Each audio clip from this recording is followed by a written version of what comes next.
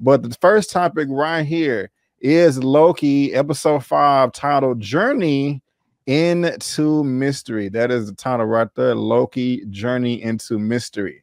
And I like the title, but we're going to talk about if I actually like the episode specifically. You know, because last time episode 4 was fire. You know, it was great. I absolutely loved it.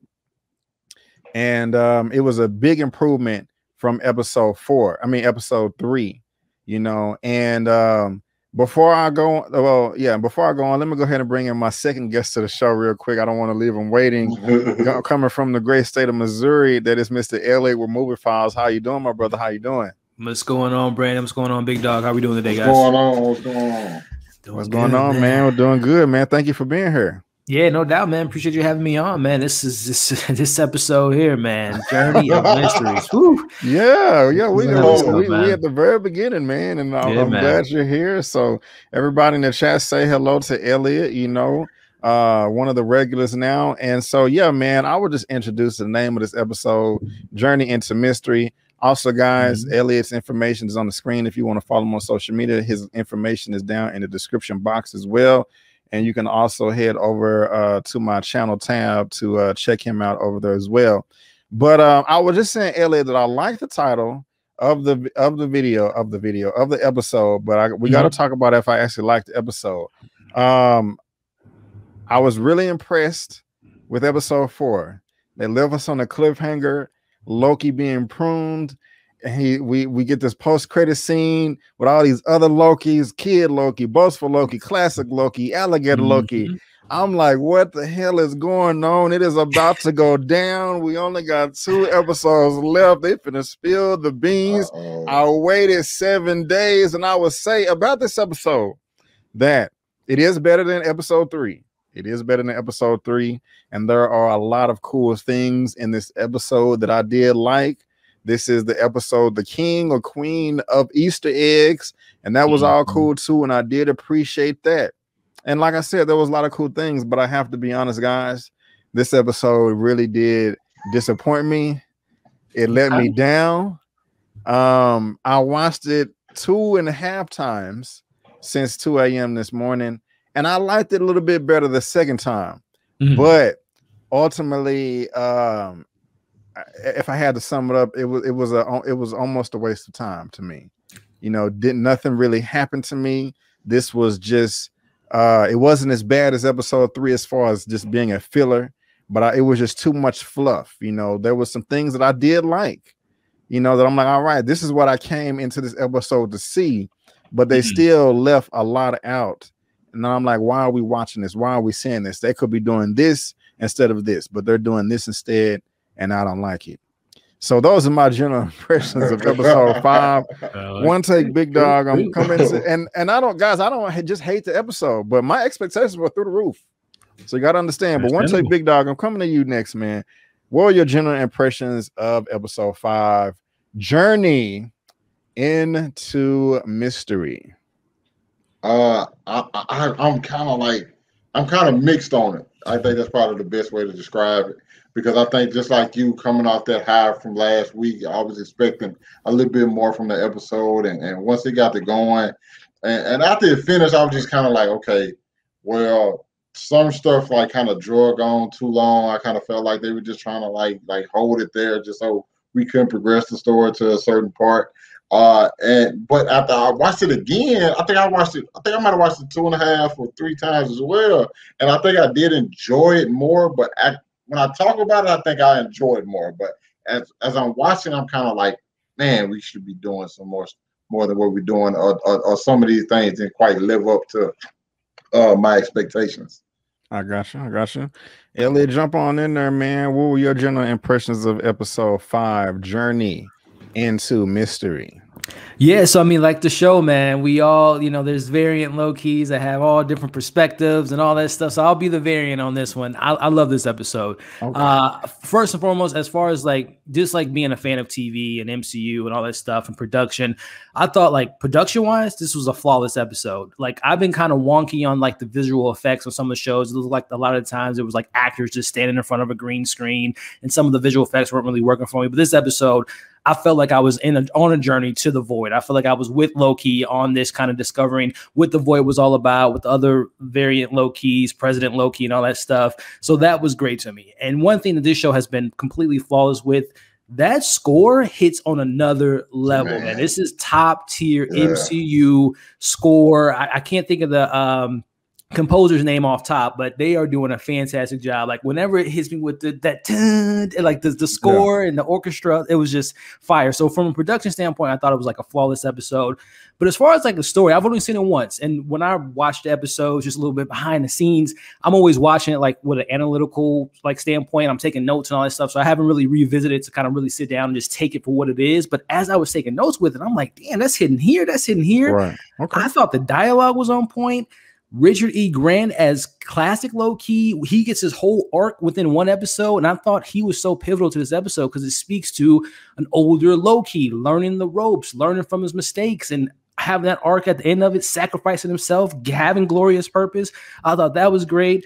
Sylvie coming to save our Loki, Mobius coming back, getting the three of them teaming up for the first time. So I mean, I can go on and on and on, man. But production, dialogue, acting.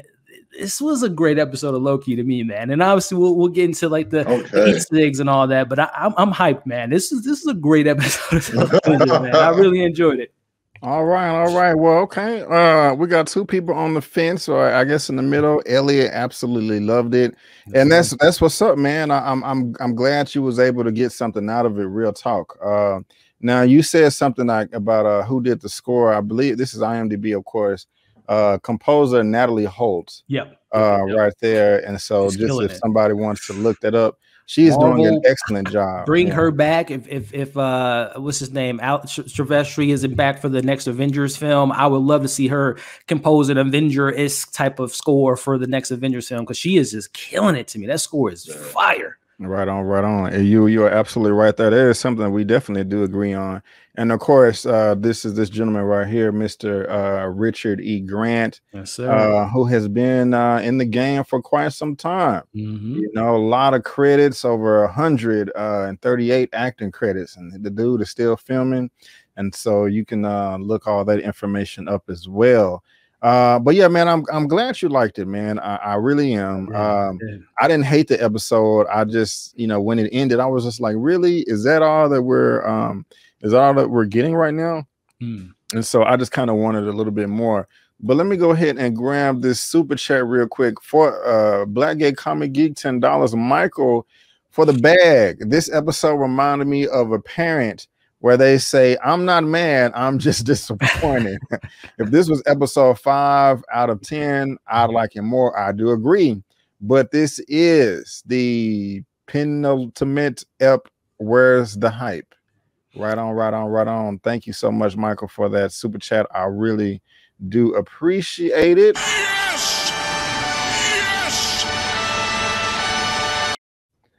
All right. So, you know, I would like it more if this was, you know, episode, 5 or something, that we just didn't get one more. I don't know. At the end of WandaVision, it seemed like the second to last episode, it just seemed like so much was revealed, and it was just the end of the final episode. It was just the final showdown. I mean, I guess that's the case for this one too, but I don't know. But let's just go ahead and break it down real quick. Yeah, and so here we go. Things are looking kind of crazy at the TVA. Got the world turning upside down, and then we got this Reese's Pieces golden elevator door that don't lead to nowhere but some fake ass Chuck E. Cheese robots, like everybody's saying. But then, you know, they go down there, right? And you know, they that's where they show the head or whatever. But then we get over here. Now, I have to say, when they're showing these images right here, I like how deep they're going.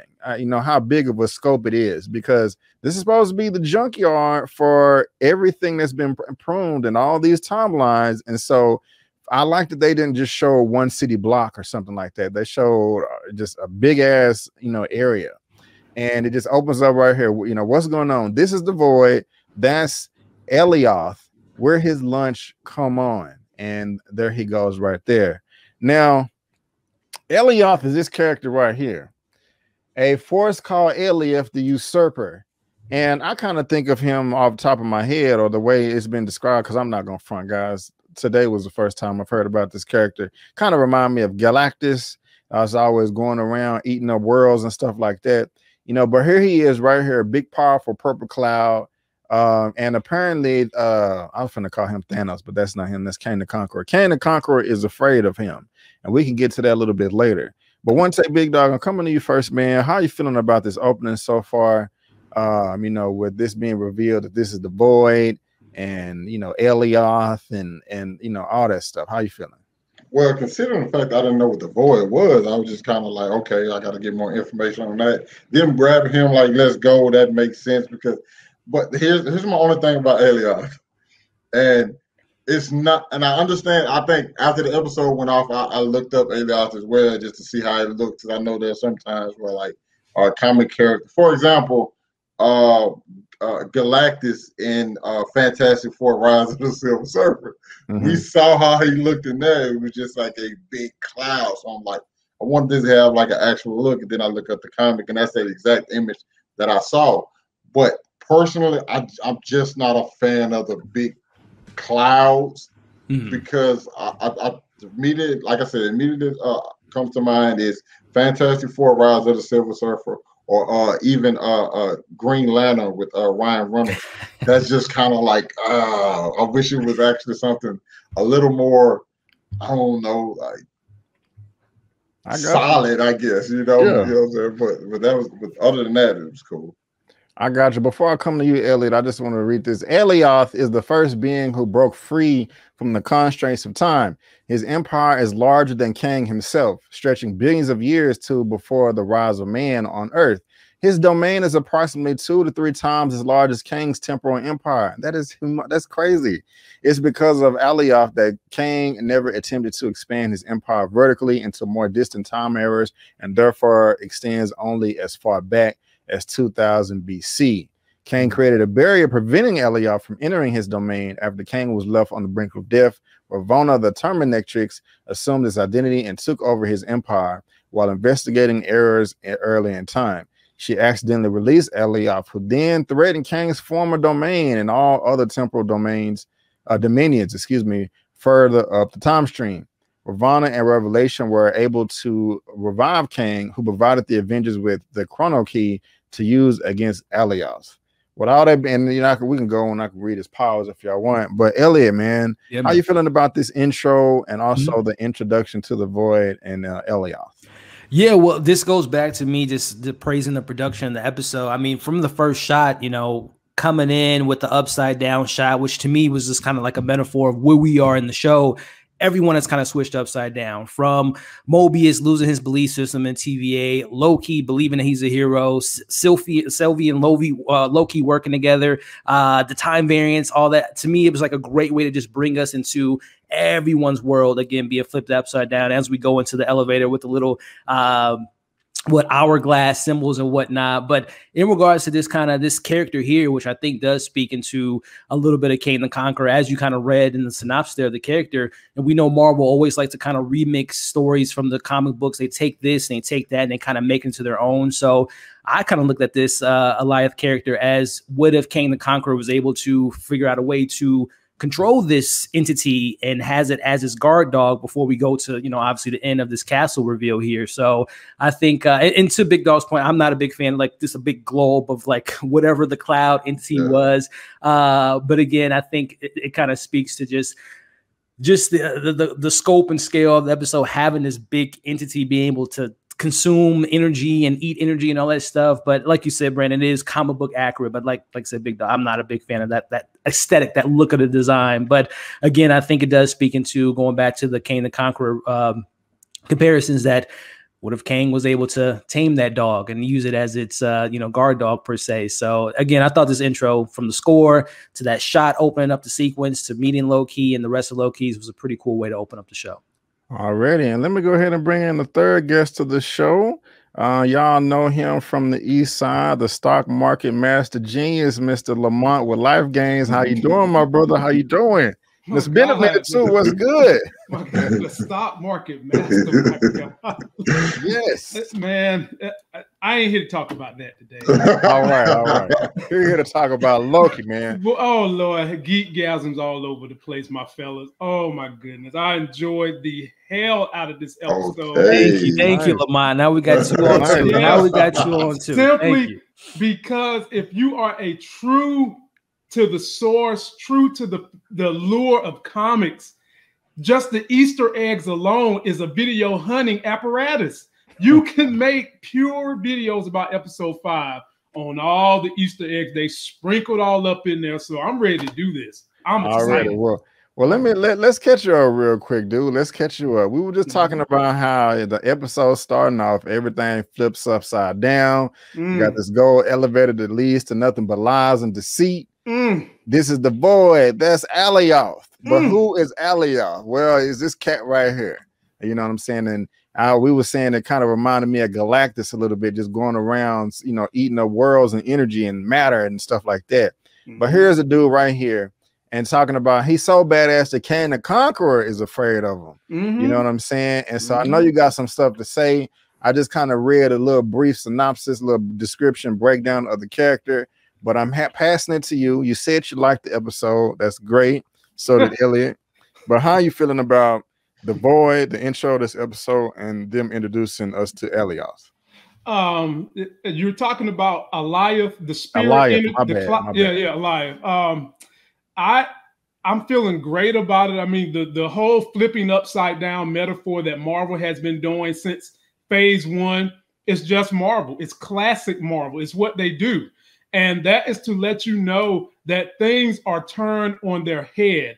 And right now, things are turned on their head because Loki has been thrown to the void. Sylvie is getting ready to get into a battle with Ravonna Put It On You. And Ravonna Put It On You is still lying to Sylvie. The reveal of the void, I felt, was a good parallel because we all felt something when Mobius died. I mean, we was all emotionally attached to that character. I know I was. And when he died, you thought he was really gone until we saw what happened last week. And so I was very interested to see how would they continue the continuity from last episode when Loki in the post-credit wound up here with all these crazy-ass Lokis. And these Lokis was great. And so I really enjoyed the void scene. And the thing about Elias, B. Avery, you did some great reading and research. He was the one thing that Kang the Conqueror was afraid of because he was all consuming of time, matter, energy, dark matter. Anything he could get in front of, he would destroy it. It got so bad that in the comics, the Avengers had to fight him and they had to get Kang to help them. And they basically had to put him in a stalemate with a Celestial. So like I said, if you are a comic person, all these sprinkles of Easter eggs and what has happened in the other comics into these type of stories just gives you more fuel for the fodder of enjoying Marvel. Right on. Let me just go ahead and look at his powers real quick. Is this Elliot, or I feel like I keep saying it wrong? Eliath is a trans-temporal entity existing across divergent timelines as an enormous cloud destroying all it touches, causing massive temporal disturbance and devastation across entire dimensions. It can extend pseudopodia to attack forces beings or locations and grow in size and mass by absorbing the bodies of time travelers into its mass. Once it occupies a time period, it spreads out to engulf the adjacent realities.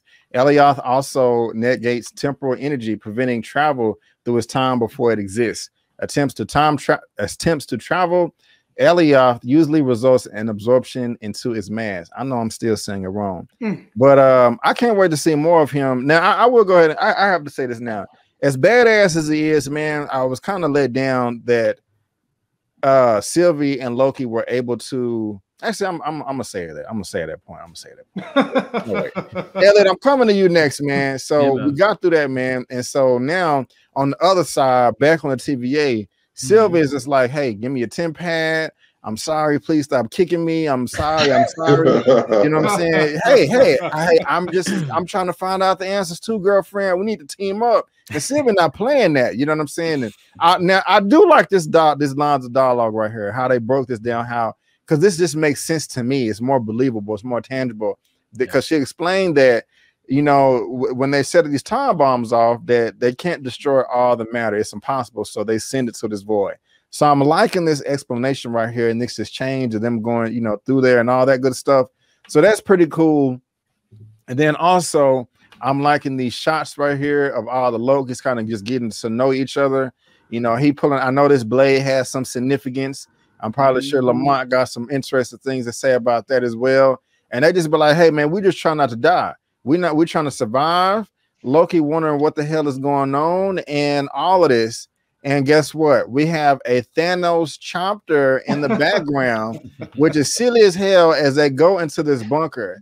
And yes, guys, for some reason, Thanos had a helicopter in the comics. In the chopper. You know what I'm saying? For some silly reason in the comics it existed, but they had to throw that Easter egg in there as well. So coming to you, I know that was a lot, Elliot. Coming to you, how did you feel about this change between Sylvie and Ravonna? And also the Loki is getting to know, catching our Loki up as well. And also this little Easter egg or whatever. Yeah, no, I mean, so that Sylvie and Ravonna conversation to me was so pivotal to really kind of speak to.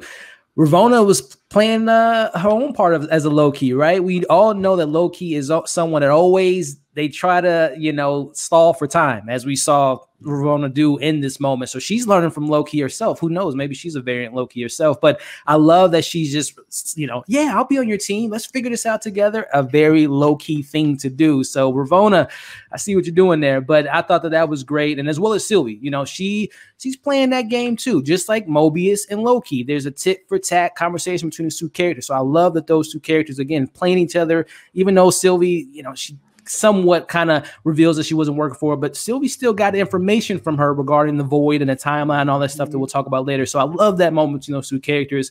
But then going back to our Lokis, our Loki wants answers. He's like, where am I? What's going on? And the Lokis, as they said in previous episodes, their whole mantra is we need to survive. We never die. We always survive. So I love this kind of conversation here about forget your plans, forget this. We're just here to survive.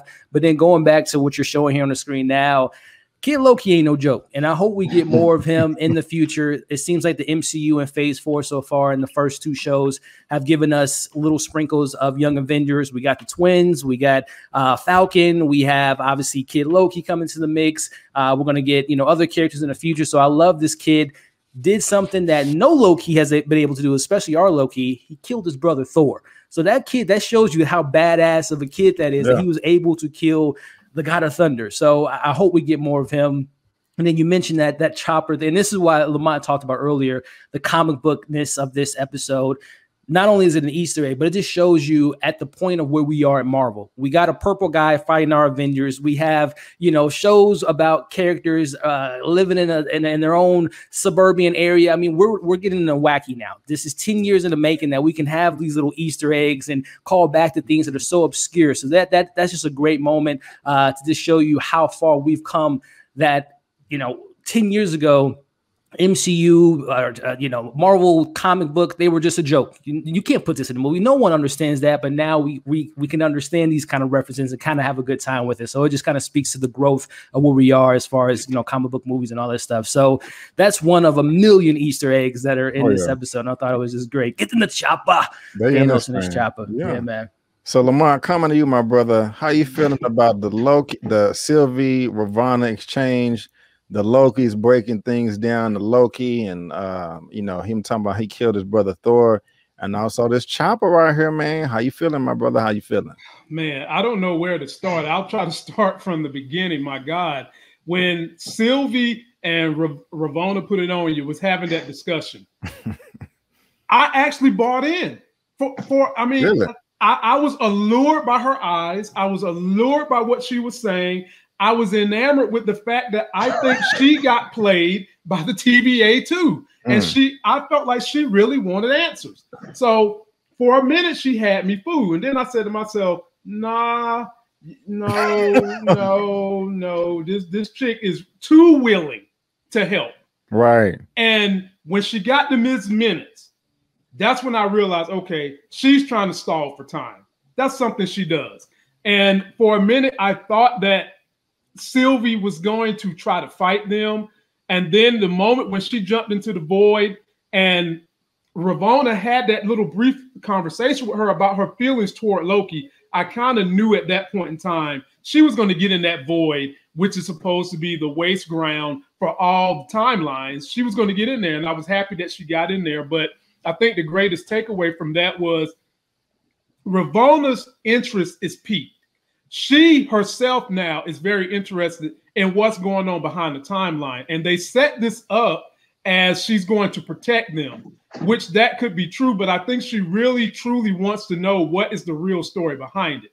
And then when we finally get to the void and all the Lokis meet up, I just enjoyed how Marvel had your classic Loki. I love that classic suit. I enjoyed them having the kid Loki. I love the alligator Loki. Anytime Marvel has an animal, you can cool believe that animal is going to steal the show at some point in time during whatever you're watching, whether it's movie or TV shows. And that sword, yes, B. Avery, as you said, the sword has history with Loki in the comic lore. That sword is a sword of his ancestry, almost a birthright that sets fire, because you guys have to remember, Loki is a frost giant. And at one point in time, the frost giants had an exchange with some fire demons, and they had this sword that was supposed to go to the spawn of the king. Loki's the spawn of the king. He gets the sword. There's your source material. And the Thanos chopper, my God. Look, we got to realize when Thanos was brought into the MCU, it was back in the day when no one thought that we was going to ever go anywhere past the moon. So I guess the best choice they thought for him to be able to navigate on Earth was in a helicopter. And you know what? I'm glad Marvel put it in there, but who the hell is he waving at? Thanos, you're evil. You can't be in there looking happy like you're waving at somebody. You almost look like Apocalypse in that helicopter, but I'm glad they put it in there. And for Marvel fans, this is a culmination of everything that they've done, like Elliot said. And it allows people like me, B. Avery, be sure to like his video, to have dialogue about not just the story, the script, the score, the acting, but also the Easter eggs that help us connect the story for people who are new to this genre. Right. What I want to take big dog. How you feeling about all that? The exchange between Sylvie and Ravonna, and also the Lokis and the helicopter. I don't really know how much I'm gonna have to say about the helicopter, but I enjoyed the exchange between Sylvie and Ravonna. Put it on you. I guess that's the name we're gonna go with. More because I never believed Ravonna, like at all. Simply because every time you can just tell when she's lying. We said this a couple episodes ago. Like, she's not a good liar, and like when she was talking, I just pretty much like. I was sure, like, okay, she's going to have to do something to hold off Sylvia, because Sylvia ain't there to play no games. If you play with Sylvia trying to put you on the stake. Okay, that's just what Sylvia was on. But of course, when we got to talking to Miss Minutes about like the ship that can go through the void, I knew right then and there. I'm like, you didn't think about this when your life was on the line. There is no way this thing exists. Of course, she would obviously wait for time. But like then, can I go ahead and add that in? Yeah. That was next anyway, and so just on top of what you're saying, they were showing where is it at? These little Easter eggs right here as well. You know, we got a little lunch plate. We got more near. And then, you know, we got this little jumping frog right here. And we're like, what the hell is that? That is the Thor frog. Yes. Or whatever. Hopping up and down in the comics as well. Yeah. And so that's cute. That's interesting. You know what I'm saying? Got Frog Thor. And so I'm staying on you want to say Big Dog, because right after that is what they go down here and have a little powwow for a second. But then they come over here to Miss Minutes. whatever, and them trying to find the end of time and the end of the void and go to the other end of the void. And myself, I was like, Ravonna, yeah, you a horrible liar. You were just giving away all the information. Yes, let's solve the puzzle together. I'm just like, wait a minute, if you this enthusiastic about it now, you could have done this a long time ago by your damn self. You know what I'm saying? So you are a horrible liar. That is, yeah, you suck. So yes, they just kind of stalling for time right here. You know what I'm saying? And you know, she just yapping at her, you know, gums, and then you know the backup comes or whatever, and Sylvia prunes herself. So staying on you, OneTakeBigDog. On top of what you were saying, how you feeling about all that? Yeah, I think that was the part. I didn't know exactly what Sylvia was gonna do, especially as she got the temp pad. I'm like, okay, where's she gonna travel to? But then when she like pruned herself, I'm like, okay, that is the obvious choice. I just didn't realize at the time that you can like prune yourself and then use the temp pad to just basically walk through. Yeah. But then I thought about it like the pruning is basically just sending you to like this other world. So I was like, okay, that makes sense. And then even going back to like just the Lokis hanging with each other, I enjoyed the dynamic of all of them and how all of them bring something different to the table. Especially like Kid Loki, like he seems to be the leader of them. And then classic Loki is probably my favorite though, just for everything he does within this episode. We'll get to that in a minute. And Alligator Loki bought that action, okay? Like Alligator Loki ain't really no talking or nothing. He gonna get it up there. So I just really like the dynamic with them, and then Loki obviously being like kind of frantic, like, dude, what are we doing? Like, we just chilling here forever or what? So I enjoyed that. Right on. And let's bring up this super chat right here, y'all. This is Eman's movie reviews, $20. I know why he's here.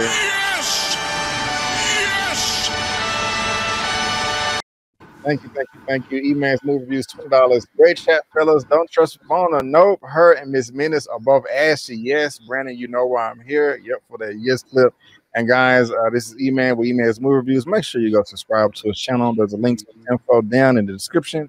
He's also on my channel town, and he has a live for the same topic starting right after mine, 7 p.m. Central Standard Time. And again, Eman, thank you so much for the super chat, my brother. I appreciate you. I will holler at you later. Elliot, coming to you. Yeah, man. How you feeling about that, man? Everything we talked about, the Lokis, the Frog, Thor, and also Miss Menace and them stalling until Sylvie prunes herself. Yeah, no, again, going back to Ravonna, again, this whole stalling game, like I said, she definitely learned a thing or two from Loki to waste time. Again, going back to when Loki was in a tent with the TVA and, you know, making up a story, you know, the wolf, I can hear better than I can, you know, bite or whatever. So I love that she kind of calls back to that moment because, again, she studied Loki's too. She's very aware of this whole case with Mobius there. So Miss Minutes, man, it's been a minute. It's been a minute since we've seen Miss Minutes. So I was glad to see her back. You know, I know there was some theories in the last week or so. What if Miss Minutes is behind all this? Which, you know, that would have been funny. But I think the show kind of shows you that no, she's all part of the game, just like Ravonna as well. But no, it was what I like about this relationship, though, and we'll obviously get to this a little bit later, is, you know, Ravonna does get those files that she wanted from Miss Minutes regarding the beginning of time and the TVA and all that stuff. So it'll be really interesting to see. Everyone so far has had a switch in their mindset. So it'll be interesting to see if Ravonna will still drink that Kool-Aid or if she's gonna, you know, switch things up next week. But no, like I always get a smile on my face when I get to see Miss Minutes. So I love that dialogue there. And of course, yeah, whenever you get these low keys on screen, like Big Dog, classic low key is the man. And that speaks to when you bring in a classic actor, a legendary actor like Richard E. Grant, you fall in love with them after just one episode. So no, these low keys are dope characters. Right on. And Lamont, how you feeling about all that, my brother? All that, you know, I think you touched on the Lokis, but the Frog, which is just funny to me, and also the Miss Minutes and, you know, them stalling and her pruning herself to go save her baby cakes, Loki. You seen the baby cakes coming. If you had a telescope, you could see it from here to Mars. You saw that. She do want her baby cakes, and she seems like she wants her baby cakes to clap them cheeks. And when you have that kind of connection, you're not going to separate them, no matter if one is on Mars and one is on Earth. They're going to get back together. So we saw that coming. In terms of Miss Minutes, I'm like Elliot. I was glad to see Miss Minutes come back. And I was getting ready to start my own rumor mill that if you have a Miss Minutes, where the hell is Mr. Minuteman at? So maybe we'll get a Mr. Minuteman in another series. I don't know if he's going to pop up in this one, but I do enjoy the banter that Marvel puts with AI in all their stories. I really enjoyed that, so I was glad to see her. And the thing is, you want to know who programmed Miss Minutes. How did Miss Minutes get to be where she's at? Because we didn't see Ravonna give her orders per se to stall, but Miss Minutes knew to stall anyway. And so I enjoyed seeing that as well. And then with the Lokis, I'm with everybody in line here. As much as I love Alligator Loki, as much as I like Kid Loki, I know it's his lair and this is his world. He's the master of the world. I really was in tune with classic Loki and some of the things he done as the series went on. And so the dynamic with them being very consistent throughout all of them to what Loki really is, I thought was wonderfully done, and I enjoyed it. Right on. I'll go ahead and say a classic Loki. He was my favorite. But this is kind of what we get to know him. And Elliot, I'm coming to you first. They kind of just breaking it down in the man cave. You know, he talking about how he was like, look, I'm just gonna go post up on this planet over here and chill. Yeah. And as soon as I left, that's why I created a branch. I'm gonna go kill the thing or whatever. And they're like, bro, you tripping, sit your ass down. You don't know what you're talking about.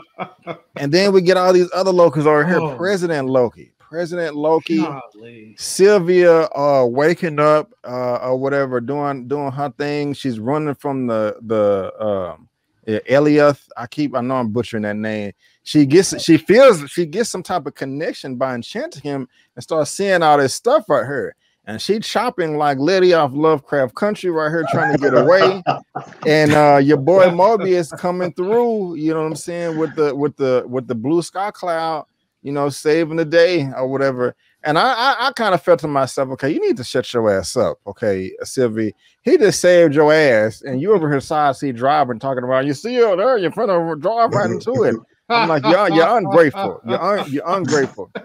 But anyway, you got this scene right here, man. I did not like this.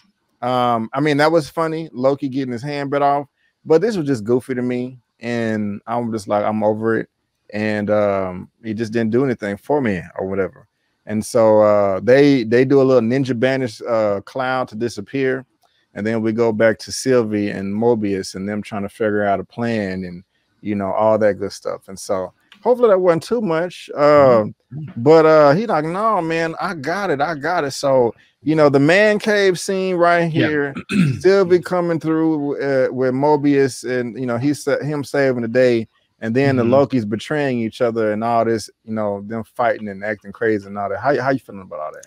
Yeah, no, I mean, starting off with that conversation again, this is why you bring in Richard D. Grant to give us, exposition. Sometimes it could be done poorly and just like, I don't care. But the way he delivered the lines, like my timeline, everything played out exactly the way it's supposed to. But I did fake my own death, a very low-key thing to do. But more importantly, in that moment, he Luke Skywalker himself. This is Loki, again, learning at an older age. Let me separate myself from this path that I'm on of destruction and being a Loki and chaos and all that stuff. Let me, like I said, Luke Skywalker myself and put myself in self-isolation to recollect my life and kind of learn who I am, how I can do better. So I love that is something that our Loki was able to hear. An older Loki, you can change. You can make a change. You can be the change. This is the whole theme of this show, of changing yourself and not having this predetermined type of life already planned for you. But I love that moment in the man cave, as you call it.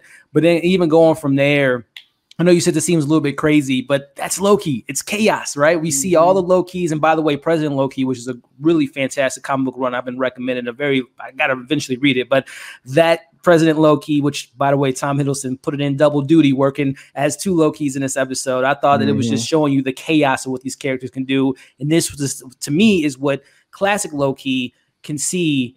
We're animals. I don't want to be this version Loki. I don't want to just betray everyone, as we ultimately see what he does in an episode. So again, it could have played off as silly, but to me, it was very pivotal for that classic Loki to make that change, to have his glorious purpose. So no, I thought all this stuff was great. Cool, man. Cool. Lamont, how you feeling, man?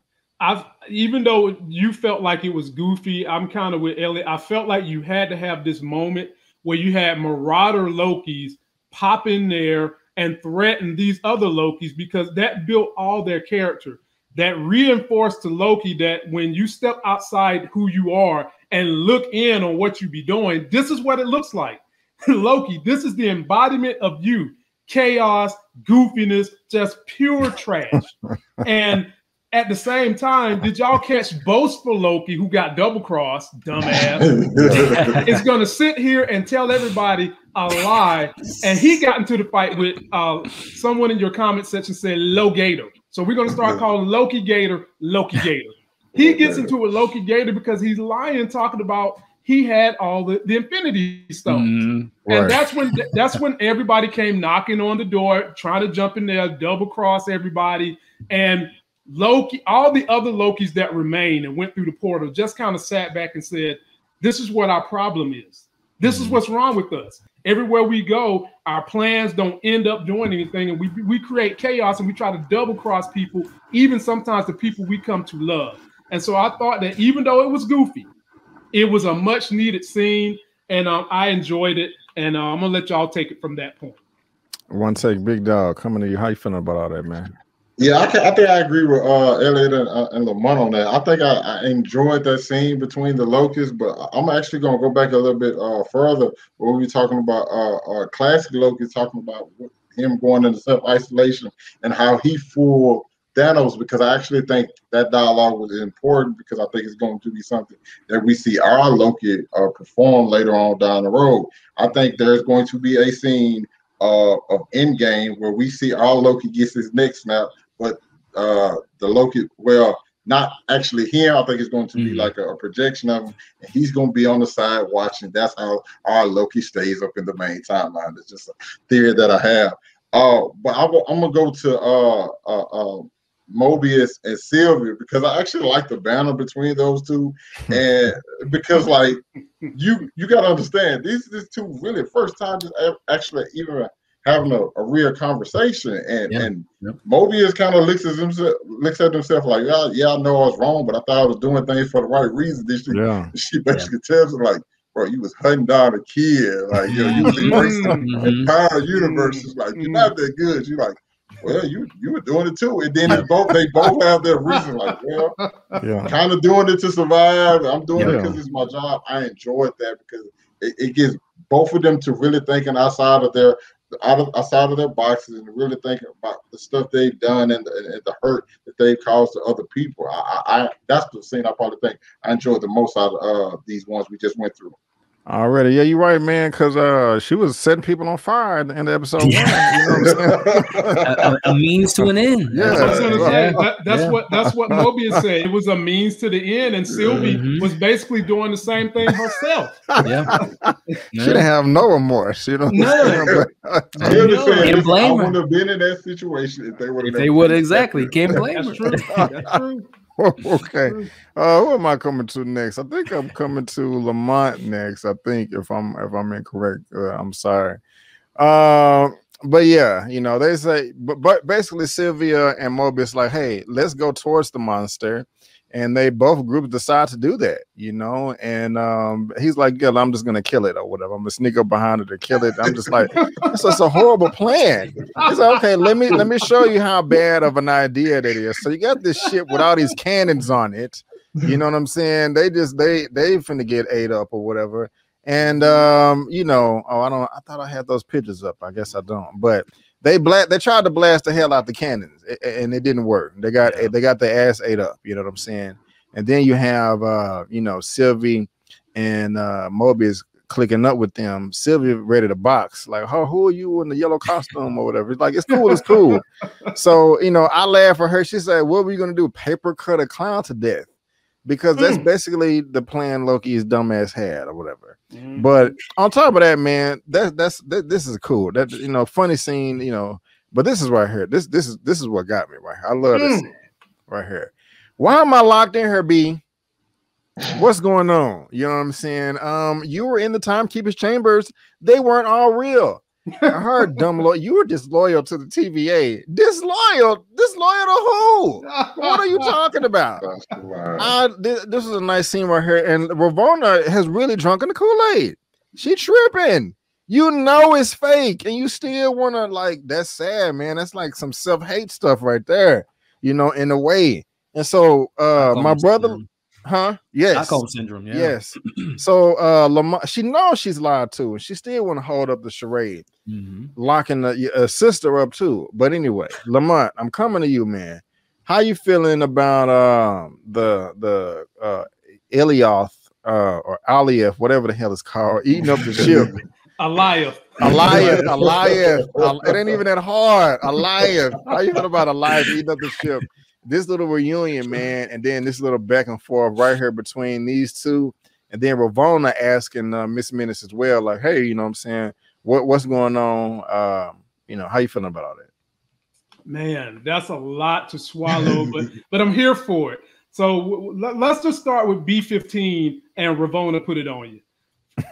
She dropped the mic on Ravonna when she said Sylvie needs to find out who's behind the TVA, and you just want to. That was mic drop. That's right. I mean, that was one of the lines of this episode. That was a mic drop. It was so bad Ravonna had to walk away because her little feelings was hurt because she checked her. You remember how they used to do back in the 80s? She checked her ass, boo. And that was the end of that scene. So I was fine with that, enjoyed it. And I do love B15. I want to see more of her anyway.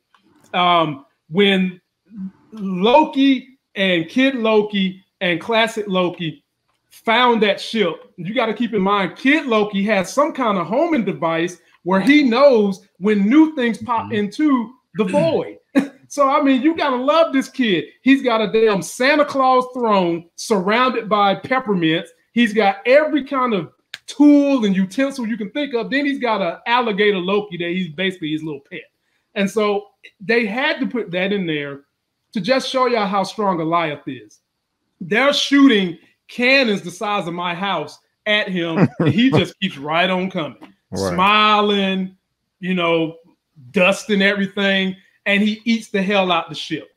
And the reunion with Loki and Sylvie, you saw that coming. But the reunion that you didn't see coming, that you wanted to happen, was more importantly, Mobius and Loki. But there was a great moment that we'll probably get to in a minute that I really, really enjoyed in this series. And that was the discussion between Mobius and Classic Loki. They had a pretty good groundbreaking discussion. And having said that, I'll pass the torch. And if you know, I mean, you can touch on that if you want, because I don't have any images for it. So if you want to touch on it, go ahead. If you guys can recall, Mobius and Classic Loki was just talking about the elements of each and every Loki. And Mobius pretty much said something that just clicked with that Loki. And I think that was the moment that Classic Loki decided, for the most part, you know what? I am going to sacrifice myself. I'm not going to stay in seclusion, stay on my island by myself. I am going to help out. I just think that was the moment where it all just kind of fully came together for Classic Loki. Right on. OneTakeBigDog, how you feeling about all that, man? You know, the gang getting back together, the ship being taken down by Elias. Is that correct? Yeah. Elias. Yeah. And also B15 versus Ravonna put it on you.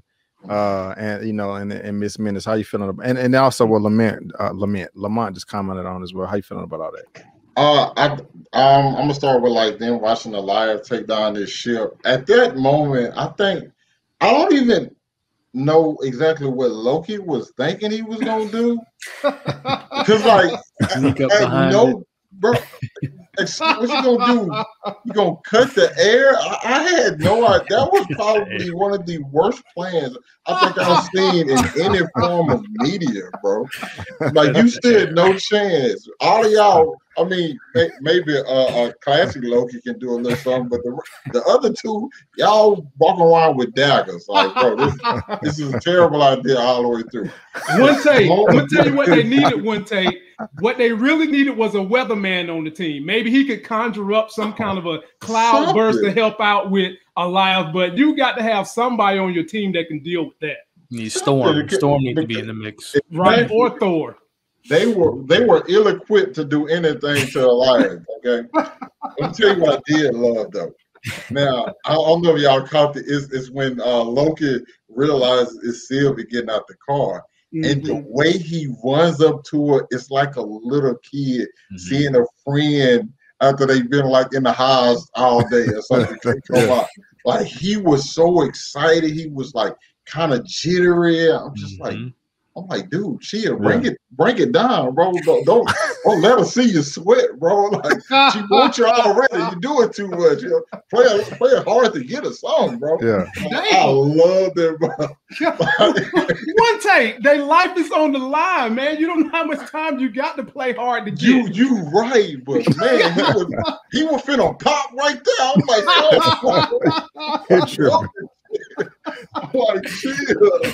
So, and then him reunite with Mobius was also sweet as well, because like those two have built this connection, and then boom, it got took away from him. And then we're gonna go to Ravonna, put it on you, and B15. This was the best dialogue in the episode. As far as like, even when she called her disloyal, I mean, we said, she called her disloyal. She's like, to who? Like, you saw exactly what I saw, right? Like, what are you talking about? Like, you tripping. And then the moment when she says, like, yo, you need, she needs this, you just want it. I think that's more or less just because, like, you just not thinking about this. She needs this because this was her entire life taken away from her. She has to know why that happened to her. So I absolutely, that was great to me, man. Yeah. I thought that scene was absolutely perfect. Already. Before I come to you, Elliot, let me just grab a super chat real quick. Derek Gaines, $5. That's only hold on. Let me see. Right what a money reside. What a money reside. What a money reside. What a money reside. There's only a couple of beings in Marvel Comics that have the tech and the wisdom to use it. I think it's a Watcher gone bad. Ooh. I don't know. What y'all think about that? Well, whatever we get next week, I don't know. That's why we'll obviously talk about theories, but I think it'll be too much to introduce something like that in a finale type of episode, which I still think next week's episode will be, which we'll talk about later. But the Kangs and stuff, I don't know if that's too much to introduce one character, especially like that in a finale. So I don't think we'll see that. Gotcha. And Elliot, I've been saying possibly the Beyonder, and I've been saying Kang too, but I'm right with you. Yeah. They can't introduce that much in the end of the series. Right, so what I'm sadly thinking it's gonna be a Loki. Yep, I'm right there with you. I'm right there with you. So right on. So Elliot, how you feeling about the gang getting back together, Ravonna versus B15, and this Miss Menace thing right here?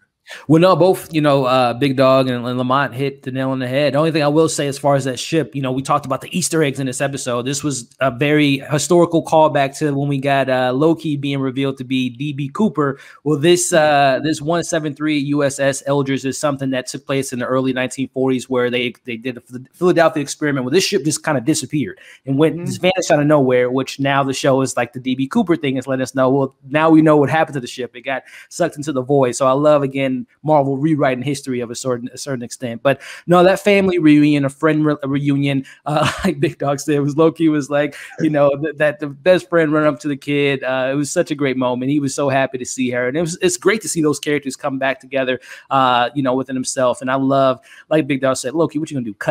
Cut the back of the air, and Sylvie's like, are you stupid? And you guys were listening to him? No, this is what we're going to do. So I love that she came in. It's building this character, Sylvie, to be, someone that we should root for. So I love that she called him out on that moment. Even Mobius was just like, yeah, Loki, I like her more. She's more intelligent of a certain extent. But again, this conversation between Renslayer and B15, you guys said it. She wants it, she needs it, and that is such a mic drop moment. And the way Wumi delivered it was just so great. And again, we talk about Renslayer being the villain and whatnot, but again, I think it's a form of Stockholm syndrome. She believes she's drinking that Kool-Aid. Maybe it's just because how she was raised. She's just, it speaks to just who this character is, and it shows you whoever is feeding her this Kool-Aid really kind of got in her head. So it'll be really interesting to see when she gets those files from Miss Minutes, if she'll make that switch like everyone else has in the show. But yeah, this is a lot of great stuff. But I love that little Easter egg with the ship there. Right on. And guys, we are coming to the end. I'm gonna wrap all this up. And so I don't know, guys. Again, this was just a waste of time to me. Them playing with blankets and stuff. I was just like, no, man. They need to be doing some more development. But y'all fall in love with yourself, masturbating, looking at each other. But I'm just being honest, man. That's just how I felt. You know, I wasn't feeling it. But then you got this right here, this little standoff with her, us versus the cloud, us versus Elias or whatever. And I do like this scene. So I like this, and I like they hugged each other. Thank you, my friend. That was nice. That was touching. You know what I'm saying? Mm-hmm. He got the sword. He done conjured up a sheath on the back to put it in, and I like that. So but hold on, I gotta say though, this don't make no sense to me. So Sylvie got the 10 pad, sends Mobius back to the TVA. What are you gonna do? He said, I'm gonna burn it down. Mm-hmm. Classic Loki and Kid Loki and Alligator Loki. Now we're gonna stay here. This is my home. What? You on the run? Earlier, y'all talking about don't die. But now we're gonna chill. You know what I'm saying? We know what we're doing, bro. Go back to your planet that you was chilling on. Did you have your feet kicked back up? You want to stay here? You got a 10 pad. That didn't make no damn sense to me, but you know, well, their timeline got erased. They can't go back. Man, they can go anywhere they want. They can go anywhere they want. Right. They gonna be off on the TV. Bro, we finna get here. He can go anywhere he wants. You know what I'm saying? And to add to that, behavior, where can they go where they can succeed in the way they're succeeding on this planet? These are Loki. Kings here. These are Loki. No, bro. They don't even got to be Loki no more, man. He can be a retiree and go to the casino, bro, and hit on chicks at the pool. Anyway. Oh, but see, that's how he got caught in the first place. Exactly. That's how he got caught in the first place. This is home. So they doing they finna do this little ultimate showdown, and you know it's quite nice. He's trying to do the distraction. I like the flaming sword. It ain't working, but your boy Classic Loki, come and get me. What'd you say? What'd you say? This sword ain't working. Dude is he got his Game of Thrones sword up in the air. Yeah. But so he turned his powers on. She turned hers on, and then he finna go Super Saiyan over here. And this right here was a badass moment in the episode. He just screaming like, grunting. Man. That was nice, man. I was feeling this. He just giving it all. Showed me he got all the power. You know what I'm saying? He can F with He-Man, and I think we're stronger than we realize. I like that, and he is conjuring up Asgard as a distraction. And it's just badass. I mean, it don't get no more superhero than they do right here. You know what I'm saying? He ends up dying. Glorious purpose. I don't think he's dead. I'm going out like a G, and he ends up dying, man. And I don't think he's dead. You don't? Oh, and so they doing their thing. They're trying to do the enchantment and all that good stuff. And then it turns into this right here. It turns into this right here.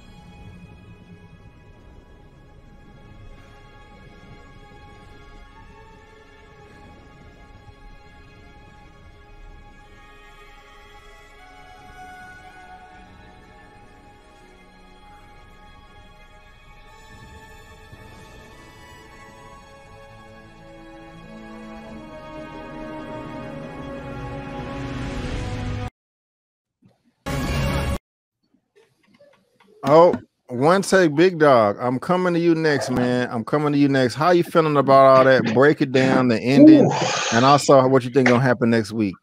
Okay. I'm trying to get all this in together. First of all, don't knock the blanket, man. Don't knock that work. Okay. That connection between those two is there, okay? The one blanket, then he made it two. That was a player move, okay? Then nobody said, you thought he was going to give her own, but no, he just like, I'm going to make this one longer. She going to have to get a little closer to me. I like that. First of all, I like that. Okay, then we're gonna have to go to like them prepare for battle. I gotta agree with you, B. They could have literally went anywhere they wanted. And they like, no, we gonna chill right here in this like apocalyptic land where stuff is always getting made up by this big cloud. Okay, crazy. They'll never experience an ice cream sundae or nothing. Like, what are y'all? They had a multiverse remote control when they wanted to. You know what I'm saying? we just go chill right here. One taking B, Avery. Oscar the Grouch never wanted to leave his trash can on Sesame Street. There were no girls there. There is no women. Like y'all just. This is a sausage party for life, for eternity. We're not going to do that. We're not going to justify that here today. Okay, but the moment I do love, the best moment throughout the episode is literally OG. I call him OG Loki, just powering up, showing what they're capable of. And I think that right there pretty much shows like what every Loki is capable of. Maybe within due time, because I do think they all have the same power sets. That's why when they both in challenge Elias, it wasn't like a big stretch to me, because I've seen some people say like, oh, it didn't really make sense. But like they're all Loki, so they should be capable of the same things. And like them together is more powerful than one, obviously. I think that's one of the things that was trying to get through this episode.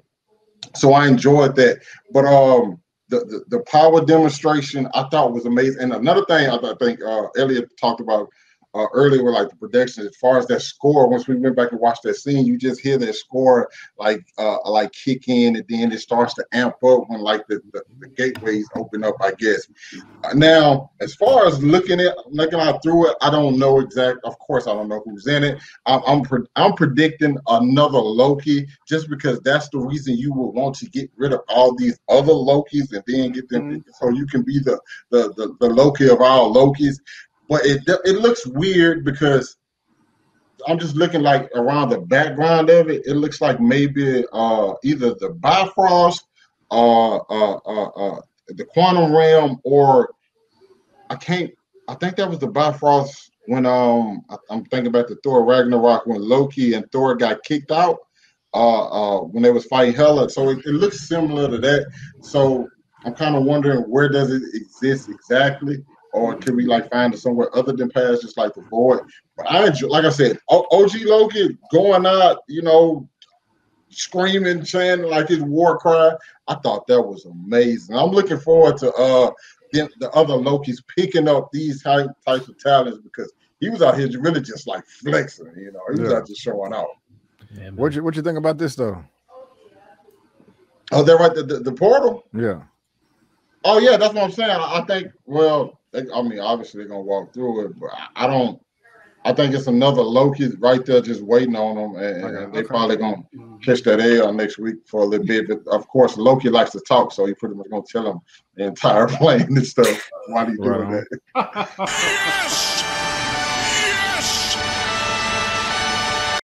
Dad, thank you so much for the super chat, $14.99. Thank you. I do appreciate it. Elliot, how you feeling about this ending, man? Break it down. How you feeling?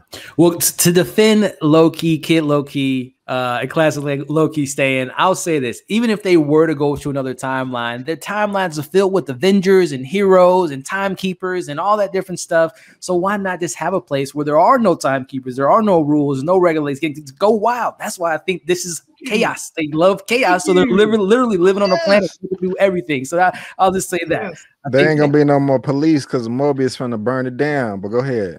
Women, money. I'm sorry. And trust me, I don't think this is the last time we're gonna see the Lokis. I think we're gonna get kicked Loki and Pain again. But I can understand why they stay, even though it's a sausage fest. But going into this finale, Loki saying goodbye to Mobius was great. I don't think this is the last time they'll see each other. But again, I think Big Dog made a great point. This is Loki seeing the powers being used. If these Lokis can get on the same page, they can be pretty powerful beings, which I think kind of this show is really kind of showing. When you can band up together, you can do a lot of things. So seeing Richard E. Grant again, recreating, projecting Asgard, this shows you the powers of Loki, which I think, like Big Dog, and I believe Lamont thinks this too, I think at the end of the day, when we go to that castle, it will be revealed that there will be a King Loki. But I think behind that King Loki is very similar to our version of Loki, who created the Avengers. They had to avenge Coulson. So I think behind the scenes, that's where we'll get the little Easter egg that it's someone like the power broker. I don't think Sharon Carter is the one-all be-all. She was on the phone at the end of Falcon and Winter Soldier talking to someone else. So I think King Loki is being manipulated, being puppet mastered by a Thanos-y type of character, a la King the Conqueror. So I don't expect any big King reveal tomorrow or, Beyonder type of thing. I think it will be King Loki, but he will be working for someone else, which might be that Jonathan Majors Easter egg that we might get. Because the show literally every single episode has been King the Conqueror. Even in this episode, we get the pyramid of the Egyptian pyramid. We get all the different the Goliath character is a King the Conqueror. Renslayer is connected to King the Conqueror. So the show is giving us so much King the Conqueror things. But MCU, they've done it in the past. They've literally given storylines to different characters just to play it out in the MCU. So they could be giving all the Kang stuff to a King Loki. So we'll see what next week has to give us. Lamont, how you feeling about this ending, man? Break it down. I enjoyed every piece of it, man. I really, really enjoyed the fake sacrifice that a lot of people think that classic Loki did. Because he's not dead. So I'm sure a lot of people think he's dead. But I mean, if you're gonna go out like a G, this is how you go out like a G. They know that this thing loves to eat matter. And so he's decided, I'm going to create the biggest illusion you ever seen since David Copperfield. And he does it.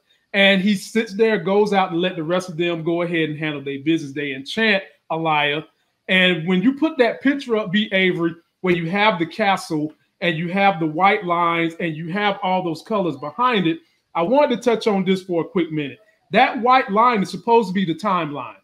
That's the same timeline that you see when they have the posters and you see when they have the TVA showing the timeline. That's the timeline.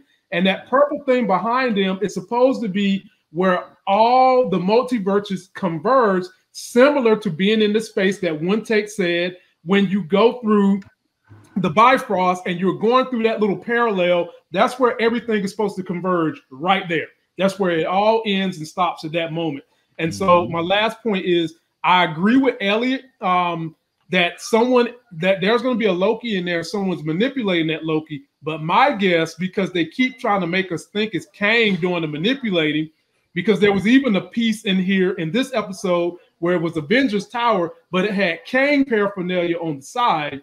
I think the person that's going to be manipulating this particular Loki is going to be the Beyonder.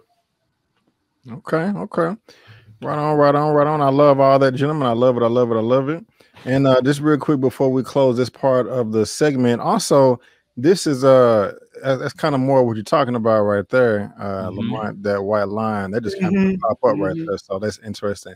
So out of the 5 episodes, my favorite so far is number 4. Okay. One Take, what is your favorite so far? And 3 is my least favorite. Number 4. Number 4. Elliot, what about you? I'm a sucker for production, man. I think that episode 5 just slightly beats out episode 4 because, again, that score, the cinematography in this episode, and again, we talked about it, man. There was some great acting, some great character moments. Literally, classic Loki. We meet him in one episode, and we fall in love with him by the end of the episode. This is great writing, great acting on a lot of levels, and I think it does set up a pretty interesting finale. So I got episode 5 is literally just a hair above episode 4, just due to the fact that I thought the production of this episode was flawless. So for me, it's 4, 1, 2, 5, 3. Wow. Lamont, Lamont, what's your favorite episode? Number 5. Definitely number 5. I mean, everything was immaculate for me in this one. Everything, production, the music that they played for OG Loki when he was raising up Asgard. It was kind of a combination of the music for Thor mixed with the music they're doing with Loki in this series, and they just mashed it together. And the tempo went with the way he was trying to project his power. So for me, everything was right here in number 5. They set it up great. And I would not be surprised if we get a whole Loki series and a team up. So definitely 5 for me. Right on, man. And well said. And so I love it. Ocean's Truth and Wisdom. I totally agree with Lamont. Classic OG Loki ain't dead. I hope so. So Marie Cherie says none of the episodes gave me high of 1. I feel you. Okay. Well, ladies and gentlemen out in the chat right now, we got 94 people in the chat right now. Go ahead and give me 94 thumbs up. I would really appreciate it. Thank you. And that will conclude the Loki portion of this live stream today for episode 5, Journey into Mystery.